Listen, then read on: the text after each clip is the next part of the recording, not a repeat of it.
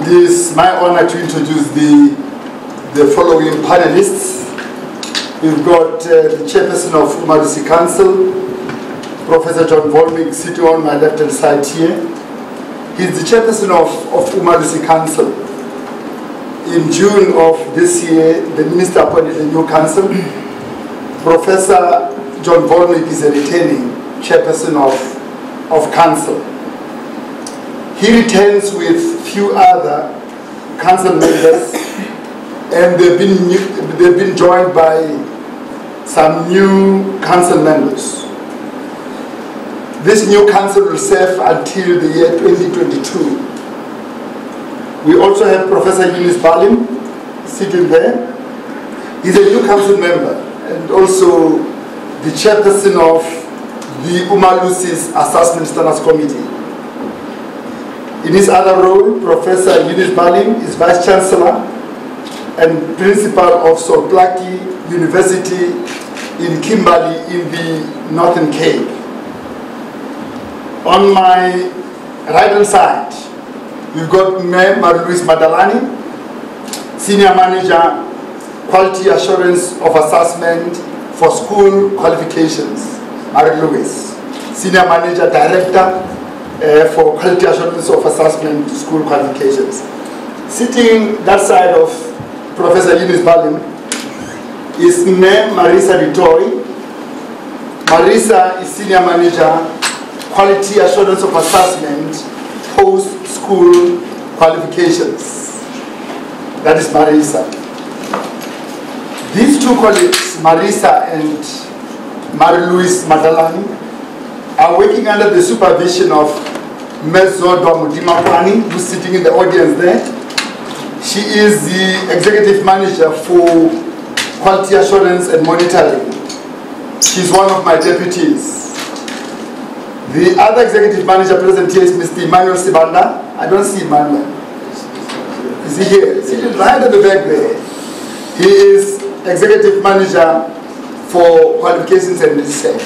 The two colleagues, together with the Chief Financial Officer, are my deputies. The three of them are the second layer of management at Umalusi, and Marie-Louise Madalani and Marisa Ditoy form the third layer of management in the organization.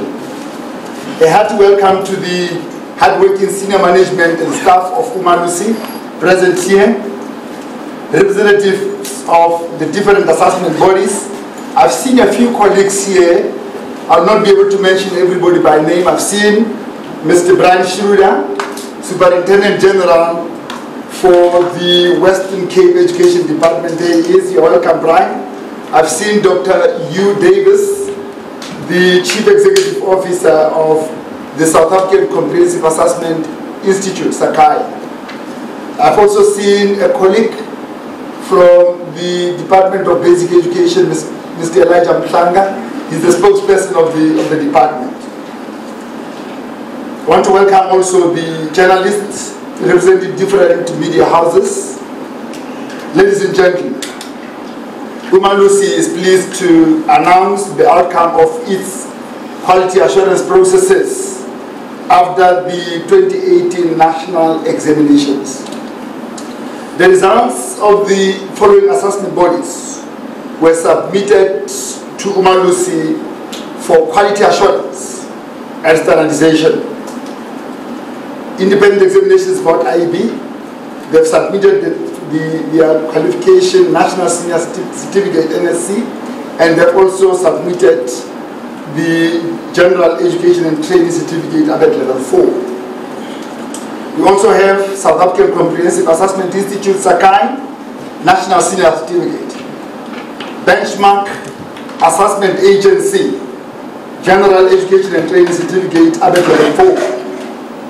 Department of Basic Education, DBE, National Senior Certificate. Department of Higher Education and Training, DED, General Education and Training Certificate, ABET level 4. NATED N2 to N3 programs, and National Certificate Vocational. Colleagues, according to Section 17A of Umalusi's Founding Act, the General and Further Education and Training Act acronymed GENFECWA Act number 58 of 2001, amended in 2008, states that as part of standardization processes, Council may adjust raw marks. As the Council for Quality Assurance in General and Further Education and Training, Umalusi has the national duty to ensure that high quality educational standards are maintained across all assessment bodies, both private and public. To this end, Umalusi approaches the work of all assessment bodies with the same rigor and thoroughness. The most important beneficiaries of Umalusi's quality assurance work are the learners and their parents, who are eager to know whether Umalusi has done its work to ensure the credibility of their hard-earned qualifications. I sincerely thank all Umalusi appointed moderators and monitors, members of the Assessment Standards Committee, members of Umalusi Council, as well as Umalusi staff members, for putting immense effort in assuring the quality of assessment and examinations. Regarding the class of 2018, the class of 2018 was the 5th grade 12 cohort to write final examinations under the Curriculum and Assessment Policy Statement known as CAPS. This year, the Department of Education has registered approximately 629,141 full-time and 167,401 part-time candidates, with a total of approximately 796,542 candidates for the 2018 NSC examinations. The class of 2018 was the second grade 12 cohort of candidates to be assessed on the new prescribed literature that was introduced in 2017. Furthermore, the class of 2018 was also the first grade 12 cohort to be assessed on the 12 newly introduced subjects, including the South African Sign Language, home language. Professor John Volmink will elaborate on the new subject later in this presentation.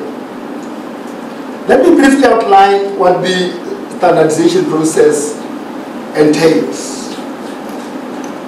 Any large-scale examination process invariably has many and varied sources of variability. Most of these are unplanned, unintended, and undesirable. They vary from mistakes in a question paper to subtle issues of level of difficulty of a question paper and of possible multiple and valid interpretations of questions. Standardization of learner performance is an important quality assurance process used worldwide to mitigate the impact of learner performance caused by factors other than the learner's subject knowledge, abilities, and aptitude. There are two main objectives of standardization. First is to ensure that a cohort of learners is not advantaged or disadvantaged by factors other than their knowledge of the subject, abilities, and their aptitudes. Second, to achieve comparability and consistency of learner performance across the years and across the various subjects within the given year. In short, ladies and gentlemen, standardization seeks to mitigate fluctuations in learner performance that are a result of factors within the examination processes themselves rather than the knowledge, aptitude, and abilities of learners, while simultaneously retaining real gains made as a result of improved teaching and learning and systemic interventions. The Assessment Standards Committee of Council carries out the standardization work of Umalusi. This is a committee of council which is constituted by highly qualified academics who are willing to sacrifice their valuable time during the festive season to ensure the best outcome for our learners. The standardization decisions are informed by qualitative and statistical reports, which include marking and moderation reports, statistical data, as well as evidence-based reports from various assessment bodies. Subjects are standardized individually and in a non-iterative manner. Most significantly, it is important for the South African public to know that the standardization process is cumulative. It starts with the appointment of examiners, setting of question papers, moderation of question papers, verification of marking, and the ultimate standardization meetings, whose processes mark the end of the actual standardization process. Thus, the full framework of standardization is an 18-month process encompassing the examination cycle from the setting of the papers to the final standardization meeting. Ladies and gentlemen, there are 8 principles that guide the standardization process. However, for the purpose of this briefing, I will mention only 2 of these due to their significance. Our first preference is to accept the raw marks as a fair reflection of learner performance. In general, no adjustment should exceed 10% of the total mark of the paper or the historical average. It should be obvious from the above 2 principles that one cannot have a fixed level of adjustment. An appropriate scaling operation must be employed in order to be consistent with these principles of standardization. In instances where raw examination marks are accepted, it is because, first, the examination has been judged to have been of an appropriate level. Second, the learner performance is in line with the average historical learner performance profile in the subject. Third, the conduct and management of the examination in the subject was not compromised. Council needs to satisfy itself that all assessment bodies have been subjected to the following quality assurance measures before it can approve the publication of results: moderation and approval of question papers, verification of the moderation of internal assessments, monitoring of the conduct of examinations, monitoring of the marking process, verification of marking, standardization of results. Regarding the conduct of exams, Umalusi notes the remarkable decrease in the number of community protests, which were known to disrupt the right of examinations in some parts of the country in the past. In this regard, Umalusi wishes to thank leaders and members of various communities across the country for not disrupting the writing of national examinations through community protests. Unfortunately, ladies and gentlemen, such disruptions can only have a negative effect on the emotional and psychological well-being of our learners at a crucial time of writing the most important examinations of their life. This year, the South African Comprehensive Assessment Institute, SACAI, which is an independent assessment body provisionally accredited by Umalusi to administer the National Senior Certificate Examinations, administered its NSC exams for the 5th time. That's SACAI. Another new independent assessment body, Benchmark Assessment Agency, which is also in the process of obtaining full accreditation from Umalusi, ran a pilot of its 4th GET C examinations in November. The results of these two assessment bodies were also subjected to Umalusi's quality assurance processes. Maybe commenting about marking. Umalusi conducted the monitoring of marking and related processes across all assessment bodies. More importantly, Umalusi moderators drew a sample of learner scripts to verify the quality of marking in various subjects.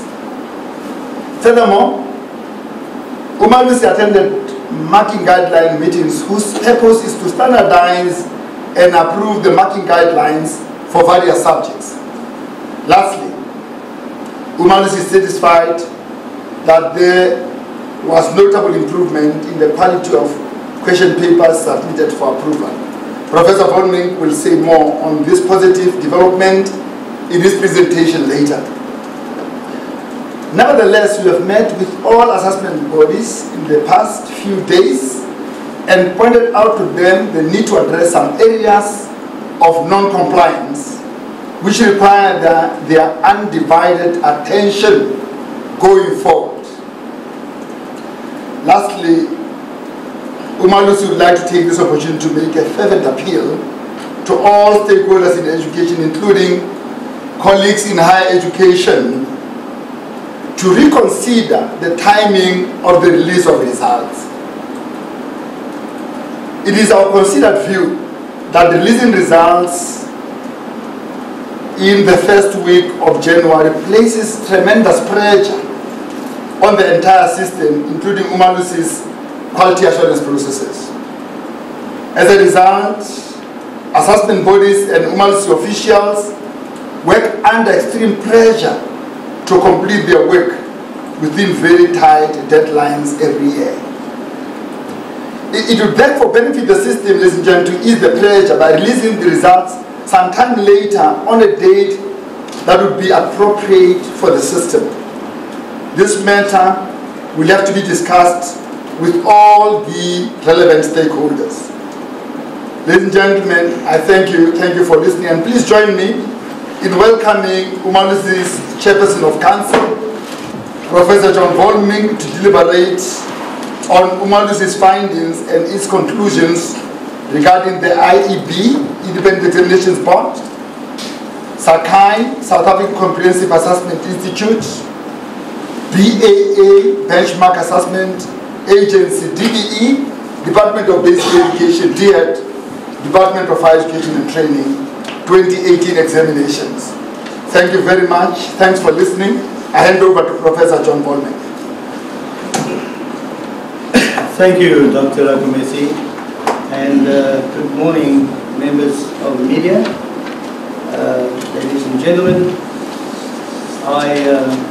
The CEO, Dr. Akumesi, pointed out that Umalusi has a specific mandate as outlined in the GenFEDCO Act. Central to this mandate is the responsibility to assure the quality of assessments at exit points and to issue certificates to successful candidates. So in the past 2 weeks, Umalusi's Assessment Standards Committee, under the leadership of Professor Yunus Pallam on my left, that committee has worked very hard to complete the work of reviewing and moderating learner performance. In the following qualifications, there's the NSC. The NSC, of course, is offered by the Department of Basic Education, as well as the Independent Examinations Board, the IEB, as well as SACAI, the South African Comprehensive Assessment Institute. And then there's also, of course, the GETC, offered by the IEB, offered by Benchmark, as well as the Department of Higher Education.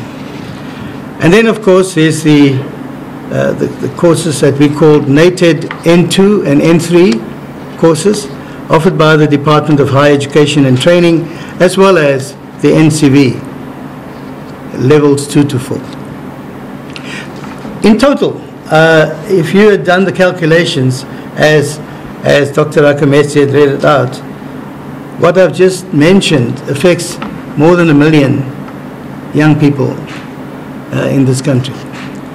620,000 of them are full-time NSC at the DBE, but if you add all the others, you get more than 1 million.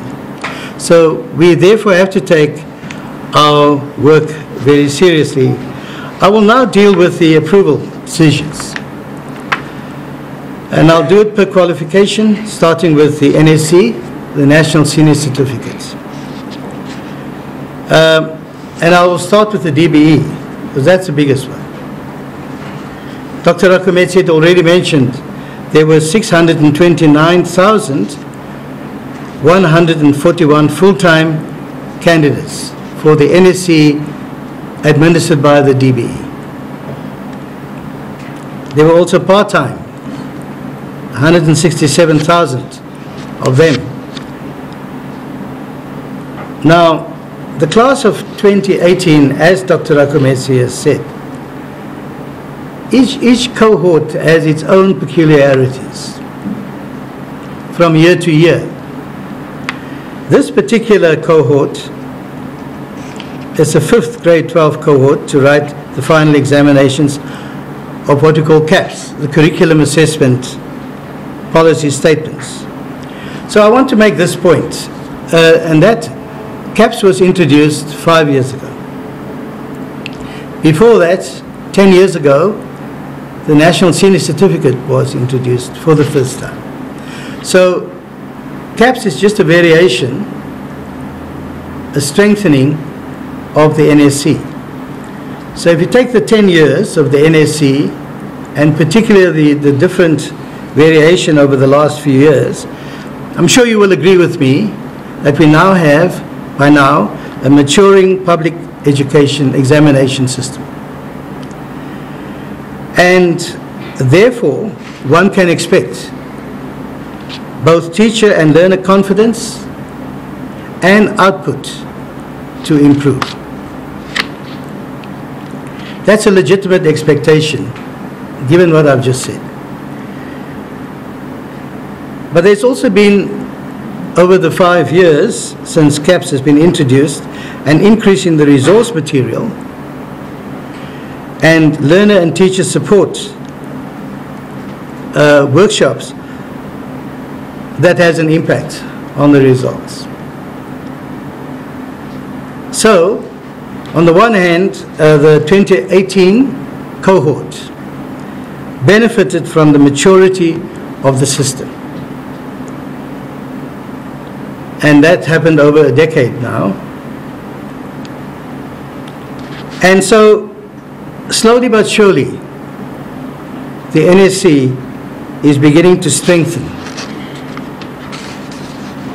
And I hope that you'll be able to see that as we go through the results.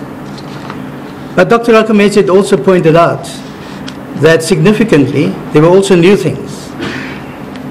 The class of 2018 was the first grade 12 to be assessed on the 12 new subjects.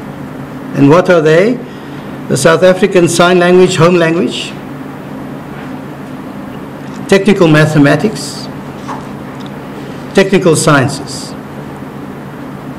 Then the other 9 are subsets of 3 technology, they're clusters of 3 technology subjects, previously known as mechanical technology, civil technology, and electrical technology.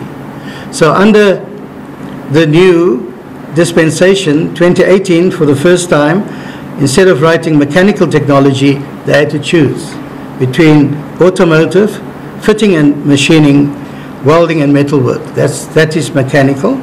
Then civil technology now is a choice between civil services, construction, or woodworking.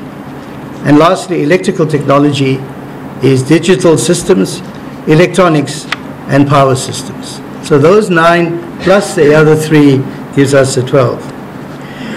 Now, it is Umalusi's considered view that the introduction of the South African Sign Language Home Language is an important step and a step forward towards a truly inclusive education system. Our Constitution lays a foundation for an inclusive approach to education because it guarantees the right of every learner to be educated free from prejudice and discrimination of any kind. Implicit in this approach is the belief that every learner can learn and achieve. And if you ask the owners of policy, they will also argue along similar lines that one of the advantages of introducing the new technology subjects is that they broaden the breadth of the CAPS curriculum to accommodate the wide range of learning needs within the South African education system. Those 9 technology subjects, plus technical maths and technical science. And Dr. Akumechi had also pointed out there were new literatures introduced in 2017 for the first time, and so this cohort is the second year that they had the benefit of participating in that. Now, you will also understand, before I get to the decisions that we made, that new subjects or any significant change always poses a challenge to the examination system because it's new. The CEO pointed out that Umalusi has put in place rigorous and robust procedures that provide assurance that all learners receive appropriate recognition for their performance in line with agreed national standards, so that no learner should feel that she or he was born in the wrong year. So what were the decisions that we made? So for the DBE class of 2018, a total of 67 subjects were presented for standardization. And after moderation, raw marks were accepted for 39 of these subjects out of the 67 subjects. And this represents 58.2% of the total number of subjects. They were left as untouched, unadjusted, and what we call raw. Then there was moderation upwards and also moderation downwards for the subjects that were adjusted upwards. I've got a list of them. There were 17 subjects that were adjusted upwards out of the 67, and downwards 11 subjects were adjusted downwards. Now, if you compare that with last year we had 58 subjects that were presented for standardization, and of those 38 were left as raw, 16 were of the remaining 20 subjects were adjusted upwards, and 4 were adjusted downwards. I've already indicated to you the difference this year. What I'm pleased about to say is that this year raw marks were accepted for 39 subjects, but I just want to mention a few. The full list will be in the media statements, so I won't go through all 39. But in addition to life sciences, this year mathematics was left as raw. There was no adjustment done to mathematics, and no adjustment done to physical science, and no adjustment done to life sciences.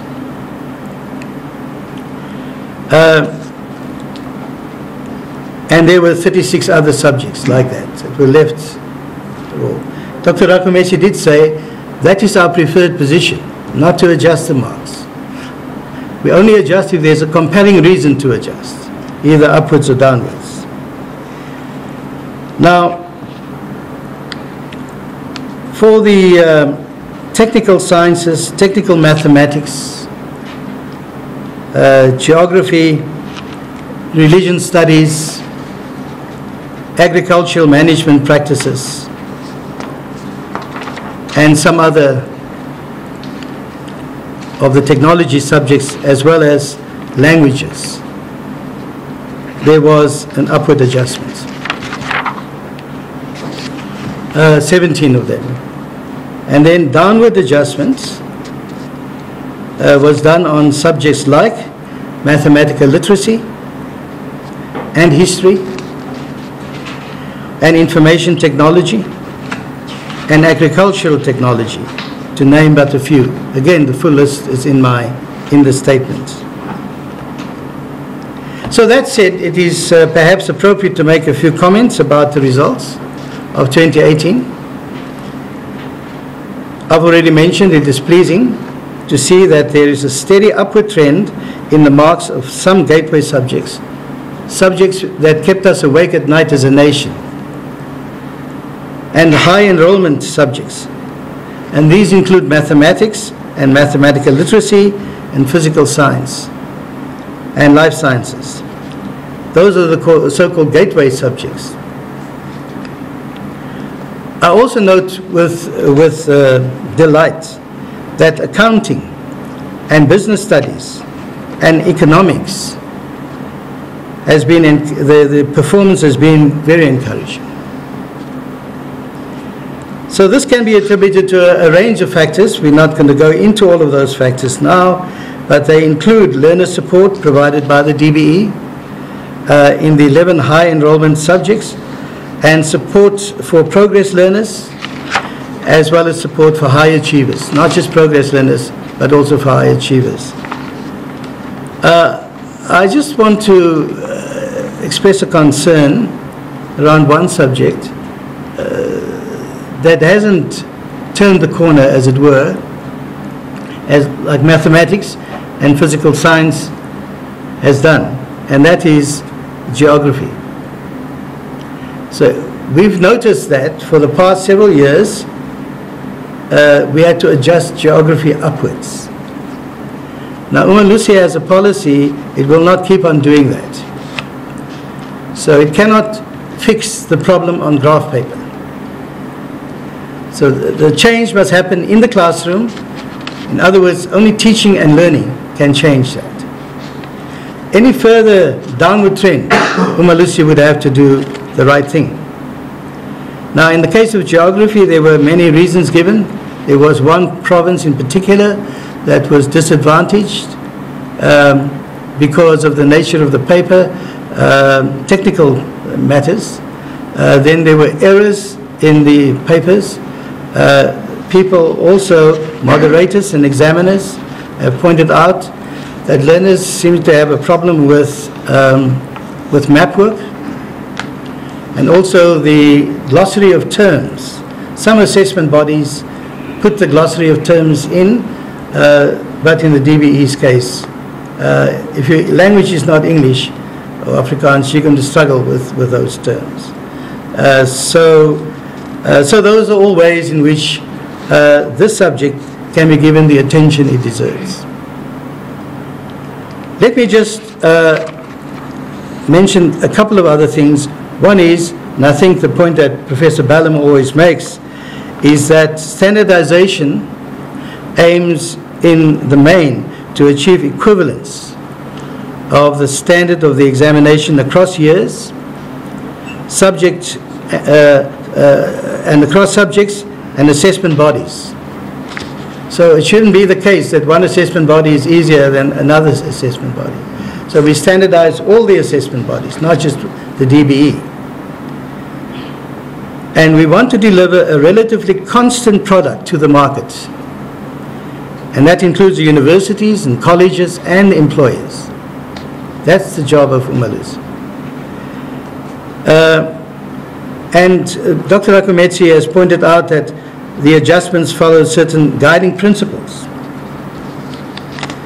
Now, Dr. Rakometsi had also pointed out a whole range of things that's involved. It's complex.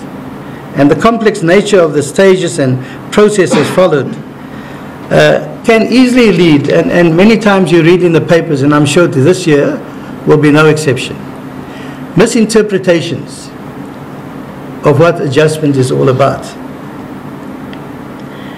And that happens especially if one observes any one of those stages that the CEO has pointed out.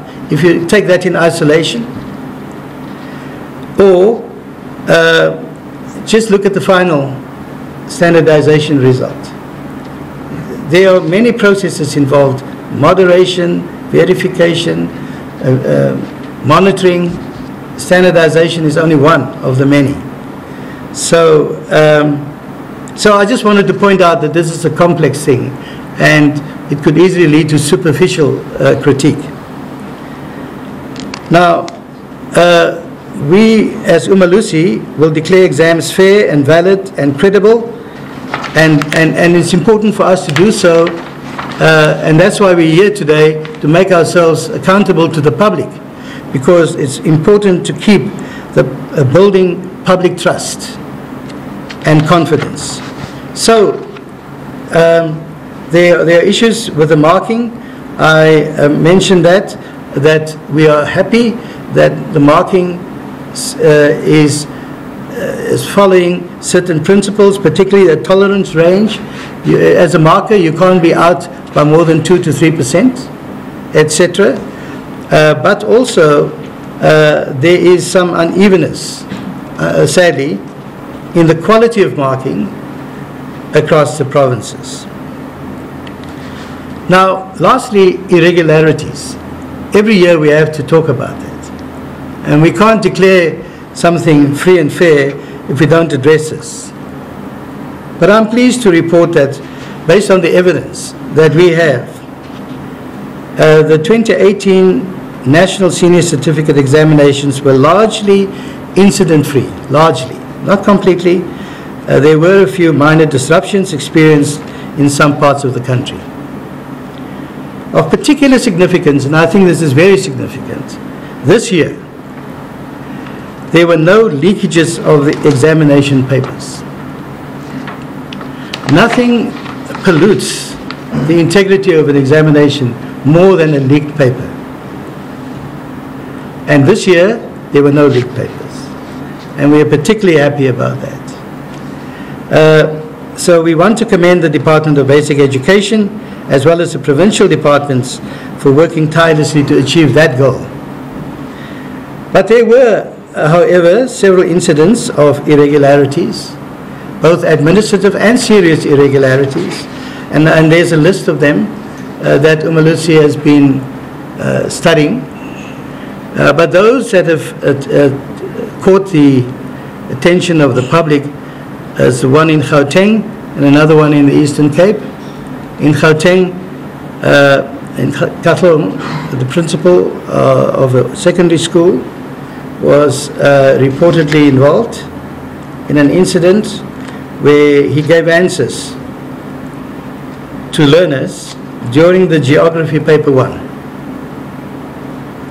examination. Subsequently, and after due consideration, Umalusi agreed that the candidates affected be given an opportunity to rewrite that examination immediately after the end of the scheduled examinations. So they were at disadvantage. Of course, the Gauteng Education Department will deal with the consequence management as far as the employer is concerned. And then in the Eastern Cape, and another example, I'm just giving these as two examples because there are many. The writing of the English home language and English first edition language paper 1, those were reported at one school as being disrupted. Candidates were registered for, and they were disrupted by candidates that were registered for a multiple exam opportunity, the MEOs, and they were unhappy with the way it was dealt with, and so these candidates disrupted the exam. The affected candidates were also afforded an opportunity to rewrite. So I don't think there is any particular irregularity, a serious irregularity, that has not caught the attention of Umalusi and of the DBE in this case. Before an approval is granted, Umalusi has to satisfy itself that no systemic irregularity have occurred to undermine the integrity and credibility of the examination process. And so what happens after each exam, for each assessment body, Umalusi provides the assessment body, in this case the DBE, and the provinces with a detailed technical report which will highlight the areas of concern and areas of recommendation for improvement and directives for compliance. And we urge all the senior officials in all provinces to ensure that these reports are cascaded to the appropriate level. So finally, the final declaration, as far as the DBE senior certificate, national senior certificate is concerned, is as follows. Having studied all the evidence at hand on the management and conduct of the national senior certificate examinations administered by the Department of Basic Education, the DBE, Umalusi is satisfied that apart from instances of irregularities, there are no systemic irregularities reported that may have compromised the overall integrity and credibility of the November 2018 NSC examinations. The Executive Committee of Council approves the release of the DBE results for November 2018 based on one proviso, and that is that the DBE is required to block the results of the candidates implicated in irregularities, pending the outcome of further DBE investigations and submissions of a detailed report to Umalusi for approval. And also the DBE is required to address the directives for compliance and improvement in our report. We want to say, as the Executive Committee of Council, that we commend the DBE for conducting a successful and credible examination. So allow me now, ladies and gentlemen, just to go through the DBE is the big one. I will be brief on some of the others. The next one I want to tackle is the National Senior Certificate Examinations administered by the IEB. There were 11,514 full-time candidates, 858 part-time candidates who wrote the NSC exam.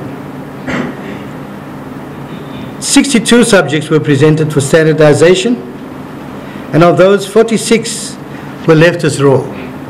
That's 74%. Moderation with some upward shifts was affected on 8, while downward shifts towards the average historical learner performance profile was affected on the remaining 8 subjects. It should be noted that amongst those subjects that were adjusted up in the IEB's case was mathematics. This year, the mathematics in the IEB's case seemed to have some challenges that were not there before, and Umalusi had to do the corrective adjustments.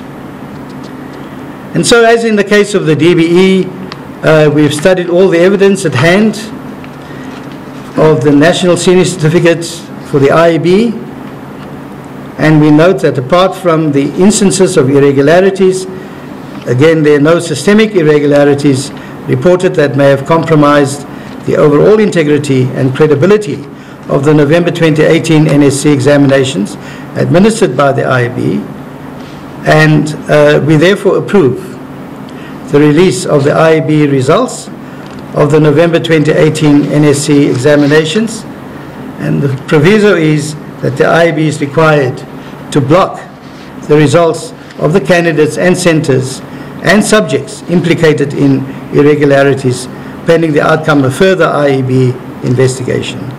And we just want to commend the IEB also for conducting a successful and credible examination.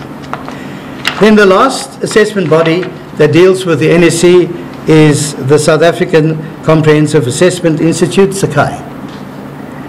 In the case of Sakai, there were 2,000 415 candidates that were enrolled for the NSC examinations. 25 subjects were presented for standardization, and raw marks were accepted for 17 of these, which represents 68% of the subjects for which raw marks were accepted after moderation. And after remaining subjects, moderation with some upward shifts towards the average historical learner performance was affected on 6 subjects, and 2 were adjusted down. I just want to point out that this assessment body, Sakai, does, in the view of Umalusi, does commendable work to serve the needs of a sector of society that otherwise would find it difficult to be accommodated within a traditional system. And so we are pleased to say that, having studied all the evidence at hand on the management and conduct of the NSC administered by Sakai, Umalusi is satisfied that there were no systemic irregularities that compromised the overall integrity of the November 2018 NSC examination, and the Executive Committee approves the release of the Sakai results of the November 2018 NSC examinations. Sakai is required to address the directives for compliance and improvements, but we want to commend Sakai for conducting a successful and credible examination. That is the NSC, and so let's just turn to the GETC, the General Education and Training Certificate. Firstly, we'll take that's ABET Level 4. We will take first the ABET Level 4 administered by the Department of Higher Education and Training. In total, 80,700 candidates wrote the GETC ABET Level 4 examinations administered by the Department of Higher Education and Training. 26 subjects were presented for standardization, and of those, raw marks were accepted for only 8. Some were just upward shifts. There's 12 learning areas were adjusted upwards, and 6 were adjusted downwards. And we want to say this.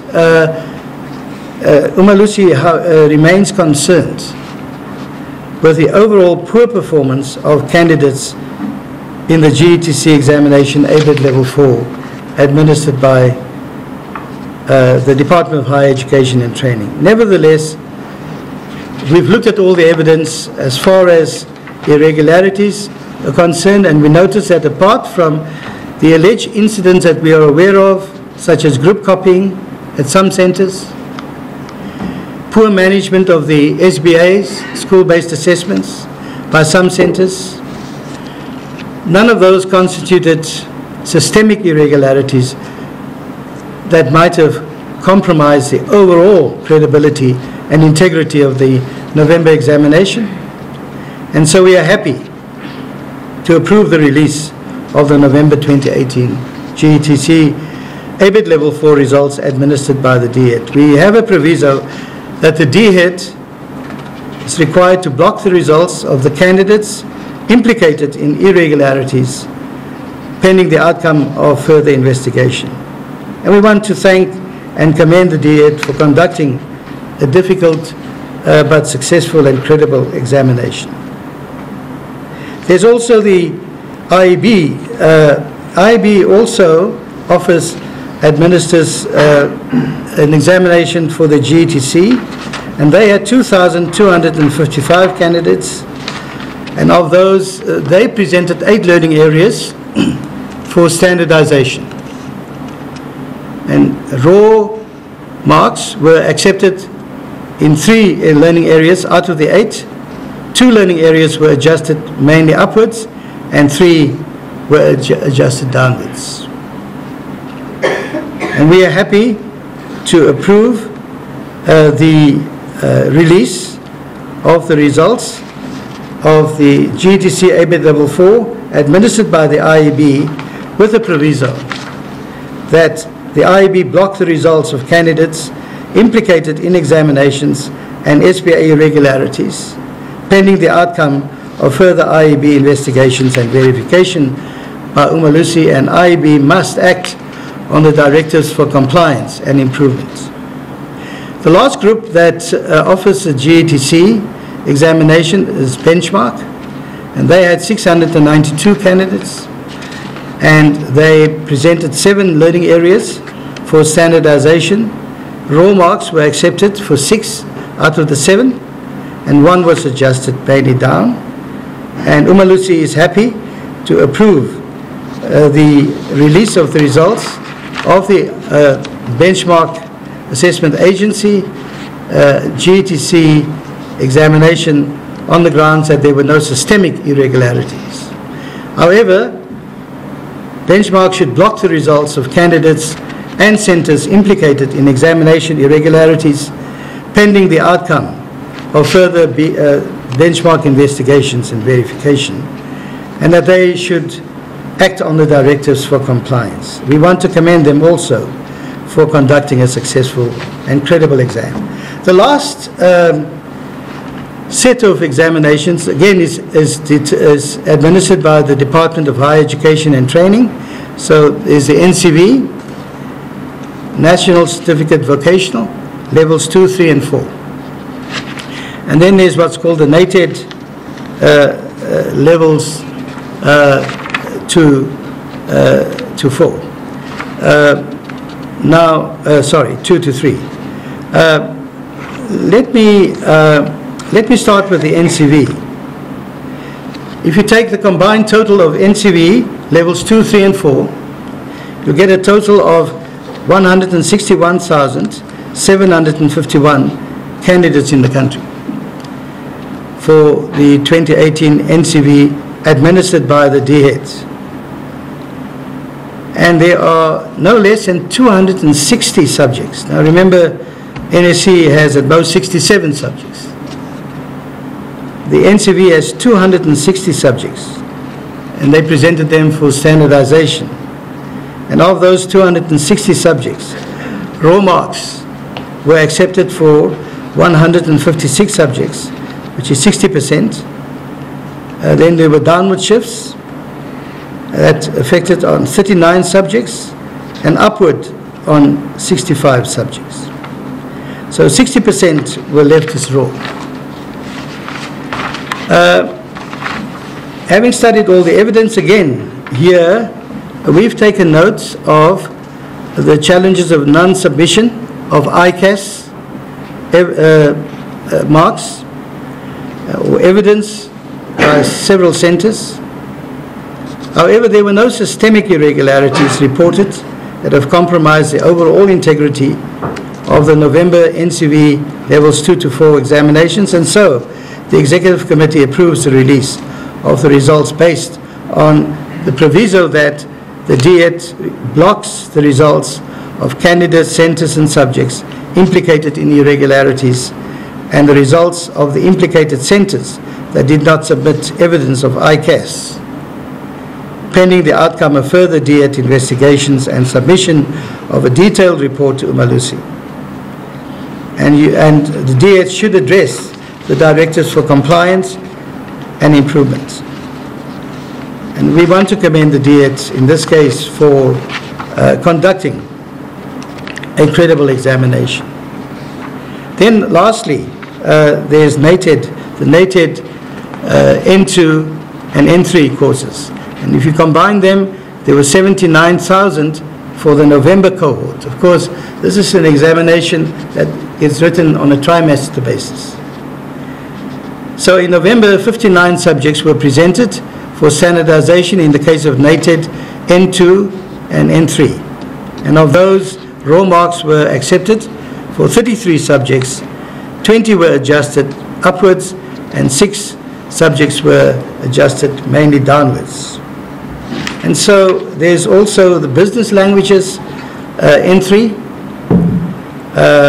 There were 4 offerings, and raw marks were accepted in 1 case, and downward adjustments were occurred in 3 out of the 4 cases.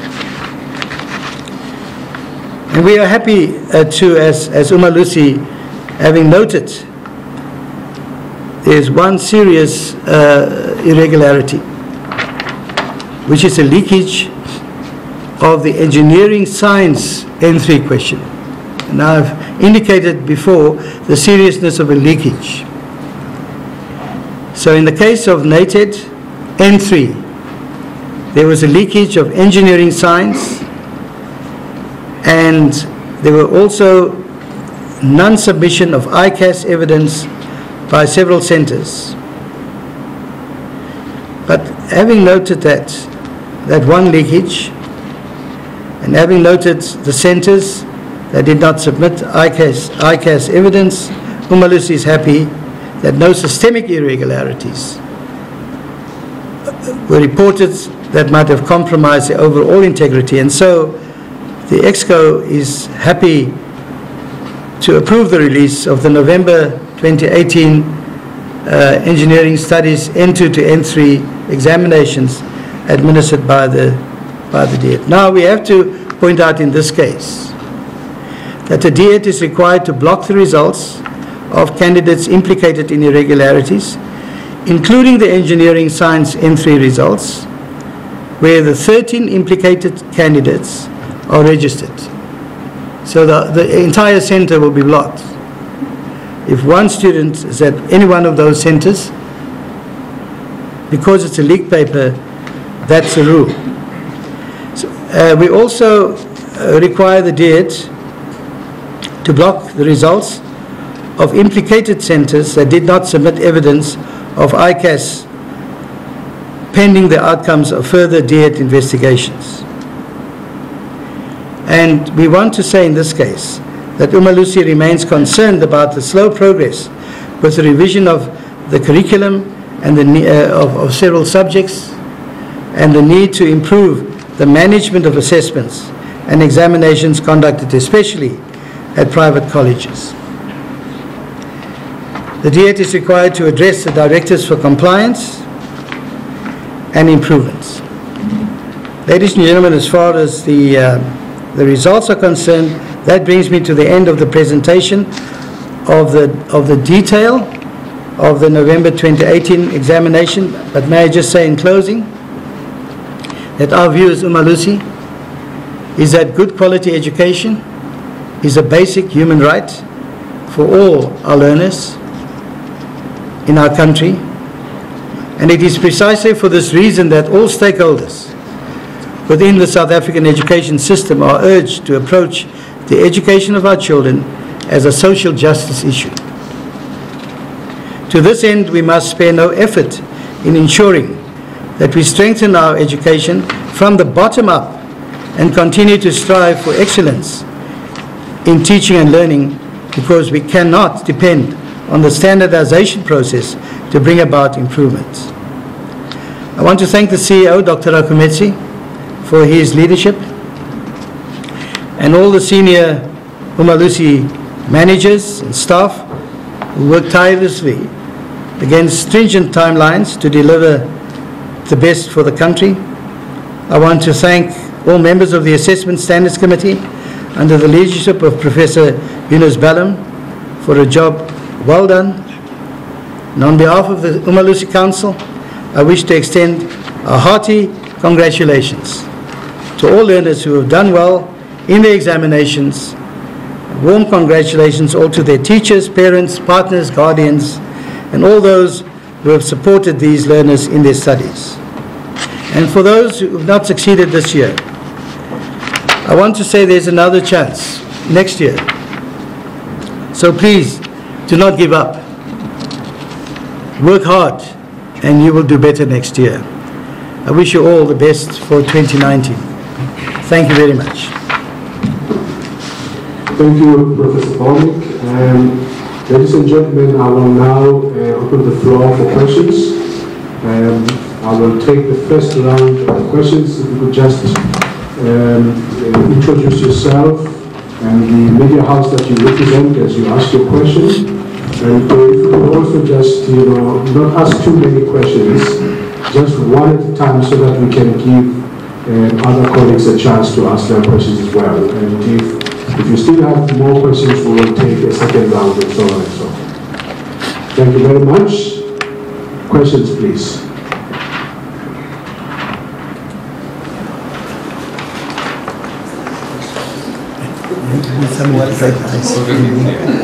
No questions. So it means that everything was clear, and there's no need for us to ask any questions for clarity and so on. This is a first for me. This is really a first.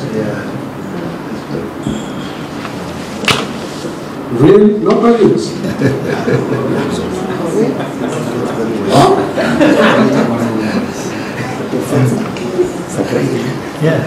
Okay, if there are no questions then, ladies and gentlemen, let's not waste time.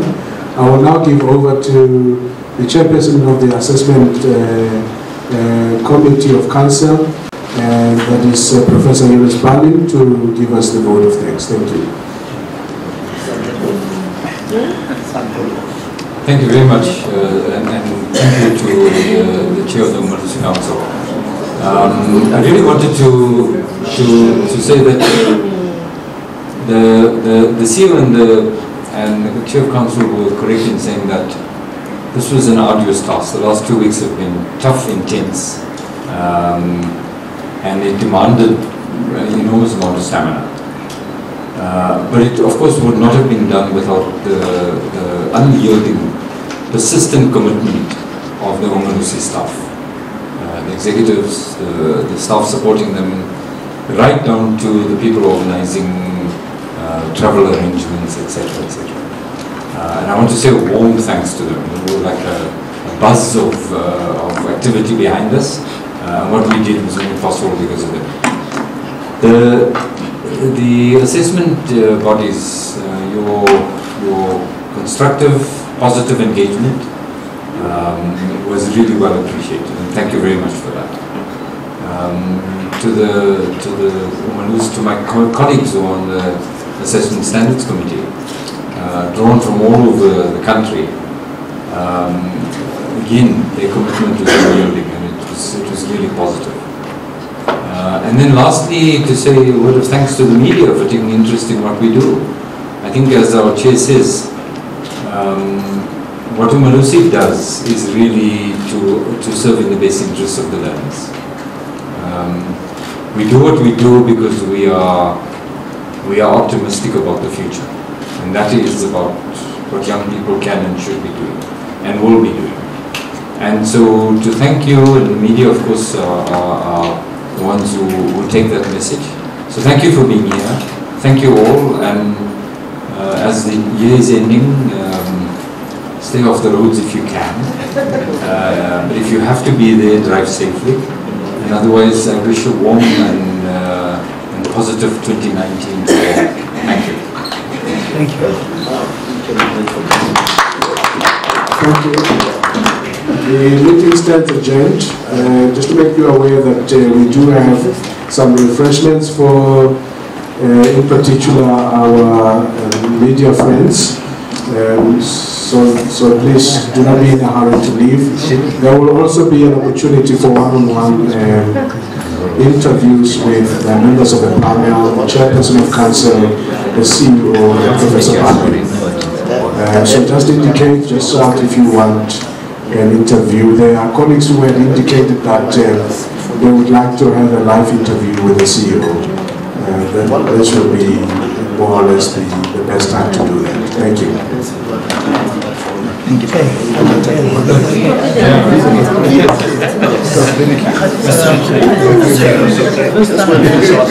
Where's the catch in this? We had many movies always. Thank you. Thank you, brother. Thank you, brother. All the best. Thank you.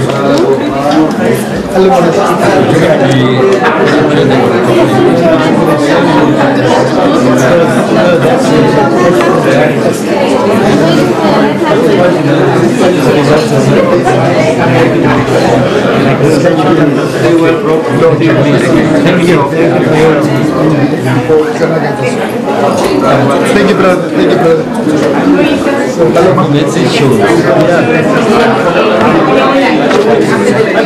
Very good. Thank you.